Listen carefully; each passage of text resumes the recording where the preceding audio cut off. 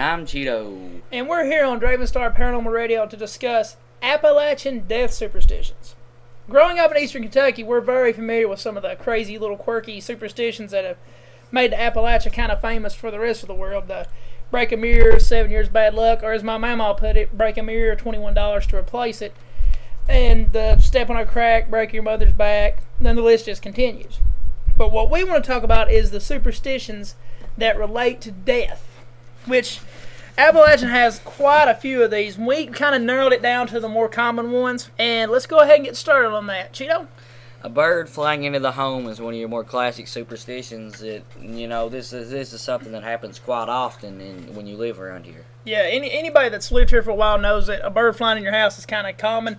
I was actually at Long John Silver's a couple weeks ago, Cheeto, and a robin got into the restaurant. And what really got me was it was such a common thing that the workers just kept on working with the robin sitting on the counter. So it's kind of cool, but I don't think no one died. We may want to check on that. Yeah. Another one would be, like a real dark black dog following you, maybe at night or during the day as you're making your normal rounds walking down the road, or maybe you're just climbing a hill. Yeah. My grandma actually, when I was younger, I remember she had bought a dog, and it had to have brown or white on it. She wouldn't buy an all-black dog because she said if you own a black dog, you're going to die. Which, if you own a giraffe, you're going to die. Eventually, you're going to die. Statistically, 10 out of 10 people die. Another one is dreaming of a birth or a marriage.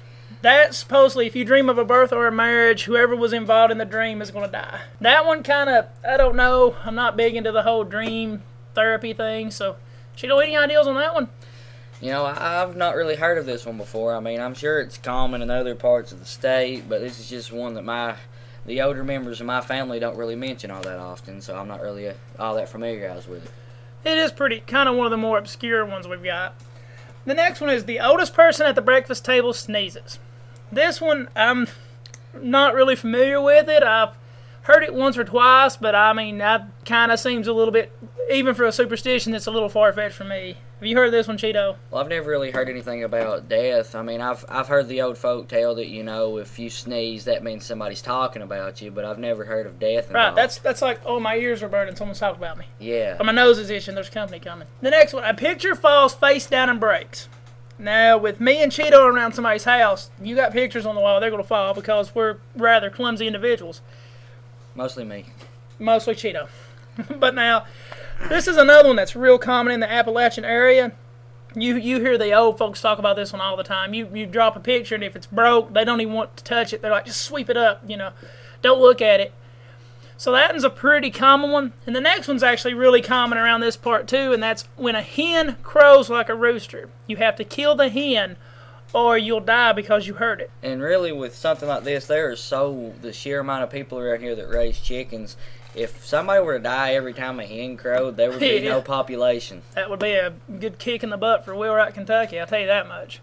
The next one is 3 hoots from an owl or seeing an owl in the daytime. Owls are pretty common in Appalachian areas, especially in the more wooded areas like where we, here in eastern Kentucky, it's a pretty common thing to see an owl in the daytime. It's not that big of a deal. But a lot of the old folks here talk about seeing an owl in the daytime. They'll see an owl and they'll either knock on wood or they'll look for salt to toss over their shoulder. Kind of a weird superstition, even in the grounds of superstition, it's a weird one. I've seen my fair share of owls during the day, whether they've been run out of the hills by possibly a fox or something or anything. But really, the only time it's ever involved any injury was when I've got some pretty rough scratches to the face from a very, very angry owl.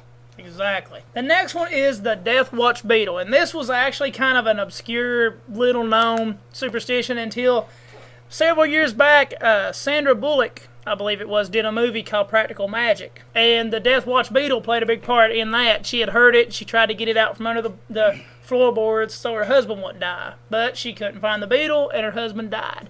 And that kind of brought this one more up to the front of the mainstream of the death-related superstitions. Cheeto, have you ever heard this one? I can actually honestly say that this has not been one that I've heard of, and I'm not really quite sure what a death beetle sounds or looks like. Well, if you've ever watched Constantine, there's a scene where he has beetles in a little thing, and he shakes them. That's kind of the same sound. Oh, the little click, click sounds. Yeah, it's pretty annoying. The next one, a cow moos after midnight.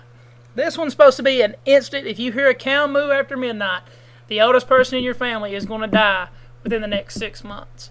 is how the superstition is told throughout the years. Usually this one kind of has some significance in truth because you may have a family on a farm who have a 90-year-old grandpa living with them, and the cow moves after midnight, and then they think, oh, in 6 months he's going to die. Well, I've never really heard this one before, but, you know, it's not really all that uncommon to be driving past, you know, a dairy pasture somewhere around here and just hear the cows moo just because they've been woken up or startled by a large car passing by. Right. The next one is a white mist appearing in the home. And, you know, since us being paranormal investigators, if a white mist appearing in a home meant death, there wouldn't be many of us left. No. That's pretty much an ectoplasm for us. We hear somebody calls us and goes, oh, there's white mist in my house. Am I going to die? No, but can we come over and take some pictures? You know, so that's one that I've not heard that much before. Another one that my grandma used to talk about all the time. If a broken clock starts to work again for no reason, the person that owns that clock is going to pass away. And that one, I remember hearing that one all the time as a kid. And it was customary for the old folks in eastern Kentucky, the Appalachian areas here, to never throw a clock away. They always would hang on to a clock or a watch no matter what. And my grandpa had desk drawers of watches that just sit there. And I'd be like, can I just get rid of some of these, Papa? No, gotta keep them. Gotta keep them. Bad luck, throw them away. Cheeto, have you heard this one before? I've not heard of this one, but it seems like it probably would be pretty startling if you were just sitting around at the home and an old clock that hasn't worked for years and years would just sit there and then just magically start working again. So yeah, that would maybe scare somebody to death, but I don't think it's... I could see the shock factor, but I don't think it's an omen of incoming death. The next one is if you hit a bird while driving your car, the bird hits your windshield. Now, my thoughts are if it's like an eagle or maybe a vulture or something, I can see how it would cause death because you're obviously going to wreck your car. But I've been in many of cars that have hit birds and no one died in the car. I mean, the bird, I guess it is an impending omen of death because if you hit a bird doing 80 in a Dodge Daytona, the bird's going to die. I mean, so I guess we could put some truth in this. What do you think, Cheeto? Well, yeah, if you kind of bend the omen on that a little bit, sure, something's going to die. Yeah, exactly. Maybe that's what we're missing here. Maybe it's not human death. It's really, if I were driving down the road at 80 miles an hour and I hit an eagle, I'd probably have a heart attack. Yeah, exactly. Well, not to mention, if you hit an eagle, you know, the government's going to come in, then... That's a massive bird. Yeah, we won't even go into that one. But the next one is one that I'm really familiar with, acting... we're on the fire department, so sometimes we get called to be honorary pallbearers at funerals. A body must be carried to the cemetery where it's going to be interred, feet first. And I will say that 90% of the funeral homes that are in this area and in the Appalachian area, they make sure that the body goes in feet first. It's a custom tradition, but it's a tradition that spans from this superstition. Cheeto, have you heard this one? I've noticed that the funerals always do this, but do you think you could explain the whole reasoning behind it a little bit more, Sam? Well, the belief is if a corpse is not carried feet first, the spirit of that person can come back to haunt the people that are burying it. One of the more common ones I've heard before is that a spirit cannot cross running water. Sam, you got anything to say about this one? Well, this one's kind of more of the vampiric thing, more than it is anything else. I've never really heard it with spirits, but now I've heard vampires can't cross running water, so... Another one is if you step over someone on the floor, you have to step back the same way or they will die. Now, this one I've heard my grandmother say many a times. And I actually would used to step over my cousins and not go back the other way just to get on Mama's nerves. And she'd get really worked up over that one. And the one we wanted to say for the last is the one that everybody's heard. And that's if you feel a sudden cold chill, someone has stepped on your grave. Now, what really got me laughing about this one earlier was I'd actually found some time back there was a scientific group who were trying to actually prove that this was a real thing, not just a superstition. Cheeto, have you heard this one?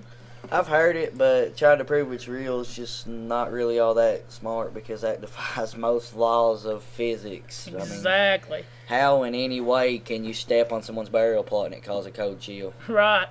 Well, guys, this is Sam and Cheeto for Dravenstar Paranormal Radio. We'd love to hear you talk about some superstitions, so hit us back. But until next time...